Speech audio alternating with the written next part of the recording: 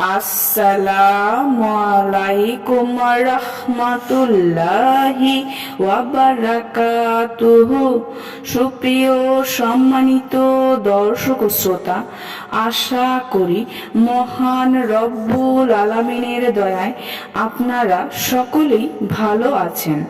সুপ্রিয় সম্মানিত দর্শক শ্রোতা, আজকে হযরত উসমান রাদিয়াল্লাহু তাআলা আনহু থেকে একটি ঘটনা বর্ণনা করব। ঘটনার শিরোনাম হচ্ছে আমার সাথে ইফতার করবে। আশা করব এবং আপনাদের কাছে অনুরোধ থাকবে ঘটনাটি শেষ পর্যন্ত শুনবেন।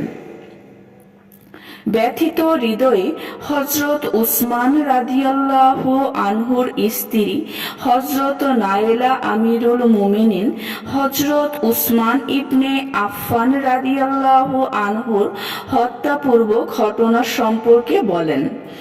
উসমান রাদিয়াল্লাহু আনহু অবরুদ্ধ সময়ে প্রতিদিনই রোজা রাখতেন। যখন ইফতারের সময় হতো তখন তিনি মিষ্টি পানি পান করতে চাইতেন। একদিন ইফতারের সময় তিনি তাদের কাছে পানি চাইলেন। তারা তাকে পানি দিয়ে বলল, এই নিন পানি। এটা সেই কূপের পানি যেখানে লোকেরা ময়লা ফেলত। এরপর যখন সেহেরির সময় হলো তখন আমি তার জন্য আমাদের প্রতিবেশীর থেকে পানি চেয়ে নিয়ে তাকে জাগালাম। বললাম, এই নিন মিষ্টি পানি, আমি আপনার জন্য নিয়ে এসেছি। তিনি বললেন, একটু আগে রাসূল সাল্লাল্লাহু আলাইহি ওয়াসাল্লাম আমার কাছে এসেছিলেন। তার হাতে তখন পানির বালতি ছিল। তিনি আমাকে সেখান থেকে পানি পান করতে বললেন। আমি পিপাসা নিবারণ করার জন্য অর্থাৎ পিপাসা নিবারণ হওয়া পর্যন্ত পান করলাম। এরপর তিনি আমাকে আবার পান করতে বললেন। আমি তৃপ্ত হওয়া পর্যন্ত পানি পান করলাম। এরপর তিনি বললেন, এরা অচিরেই তোমার উপর আক্রমণ করবে।